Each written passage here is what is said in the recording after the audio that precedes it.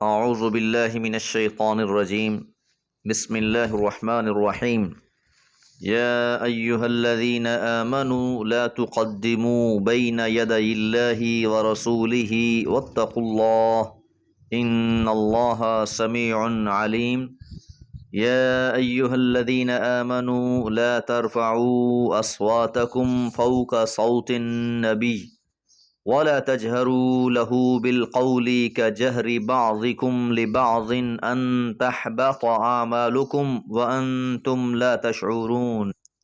سورہ حجرات کی پہلی دو آیات۔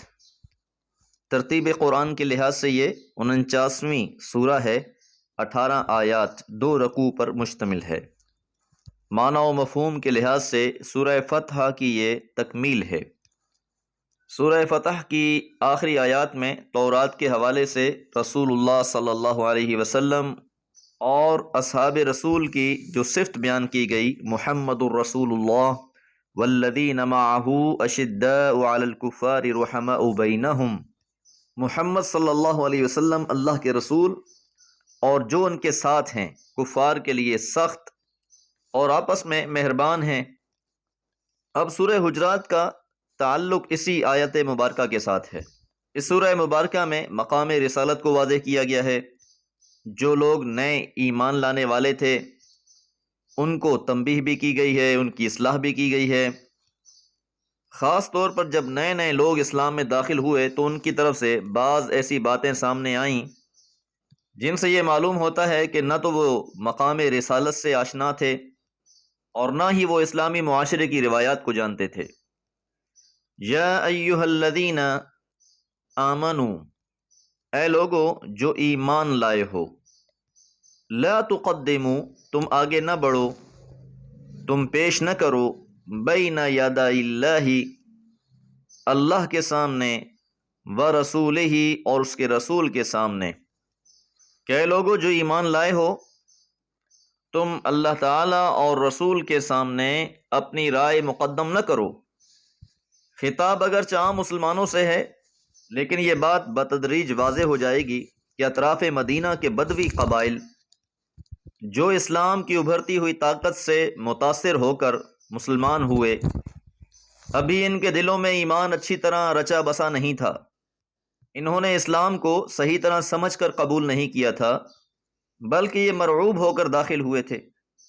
دوسری وجہ یہ بھی تھی کہ انہیں صحبت رسول اور صحبت اصحاب حاصل نہیں تھی، یہ آتے ملاقات کرتے اور واپس اپنے علاقوں میں چلے جاتے۔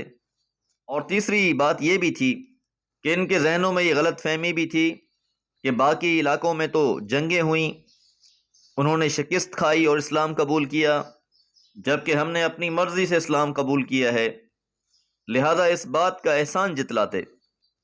تو جب یہ لوگ مدینہ آتے تو پیغمبر علیہ الصلوۃ والسلام سے اس طرح بات کرتے گویا ان کا اسلام پر کوئی احسان ہو۔ پیغمبر علیہ الصلوۃ والسلام کسی معاملے میں ان سے رائے دریافت نہ کرتے، پھر بھی یہ آگے بڑھ کر اپنی رائے پیش کرتے، مشورے دیتے، بات کرتے ہوئے اپنی آواز کو حضور علیہ الصلوۃ والسلام کی آواز سے بھی بلند کر لیتے۔ یہ لوگ یہ بھی خواہش رکھتے تھے کہ جب بھی یہ مدینہ آئیں تو پیغمبر علیہ الصلوۃ والسلام بلا تاخیر سارے کام چھوڑ کر ان سے ملاقات کریں۔ تو اس لیے ان لوگوں کو تنبیہ کی گئی کہ تم اللہ اور اس کے رسول سے آگے مت بڑھو، واتقوا اللہ، اور اللہ سے ڈرو۔ تو اس معاملے میں اللہ سے ڈرو، اللہ کے رسول سے زیادہ دانش مند مت بنو۔ ان اللہ، بے شک اللہ تعالیٰ، سمیع، خوب سننے والا، علیم، خوب جاننے والا ہے۔ محمد صلی اللہ علیہ وسلم اللہ کے رسول ہیں، کوئی عام شخص نہیں ہیں، تو انہیں بن پوچھے مشورے دینے کی ضرورت نہیں ہے۔ یا ایہا الذین آمنو، اے لوگو جو ایمان لائے ہو، لا ترفعوا، تم بلند نہ کرو، اصواتکم، اپنی آوازوں کو، صوت کی جمع اصوات، فوق صوت النبی، نبی صلی اللہ علیہ وسلم کی آواز سے، کہ اپنی آواز کو حضور علیہ الصلوۃ والسلام کی آواز سے پست رکھو، ان کی آواز سے اونچا نہ کرو۔ تو جن لوگوں کے ذہنوں میں یہ غلط فہمی تھی کہ وہ اللہ کے رسول کو بھی مشورے دینے کی پوزیشن میں ہیں، اسلام قبول کر کے انہوں نے کوئی احسان کیا ہے، یہ پیغمبر علیہ الصلوۃ والسلام سے کچھ سیکھنے نہیں آتے بلکہ بتانے آتے ہیں، تو انہیں تنبیہ کر دی گئی کہ تم اپنی آواز کو نبی صلی اللہ علیہ وسلم کی آواز پر بلند و بالا مت کرو۔ حضور علیہ الصلوۃ والسلام سے گفتگو کرنی ہے، کوئی بات پوچھنی ہے تو انتہائی ادب کے ساتھ آواز کو دھیما رکھتے ہوئے پوچھو۔ وَلَا تَجْهَرُوا لَهُ بِالْقَوْلِ كَجَهْرِ بَعْضِكُمْ لِبَعْضٍ، کہ تم انہیں اس طرح آواز دے کر نہ پکارو جس طرح آپس میں ایک دوسرے کو پکارتے ہو۔ آپس میں تمہارا الگ معاملہ ہے، لیکن جب تم بارگاہ رسالت میں ہو تو انتہائی ادب اور احترام کے ساتھ گفتگو کرو، کہیں ایسا نہ ہو ان تحبط اعمالکم، کہ تمہارے اعمال ضائع ہو جائیں۔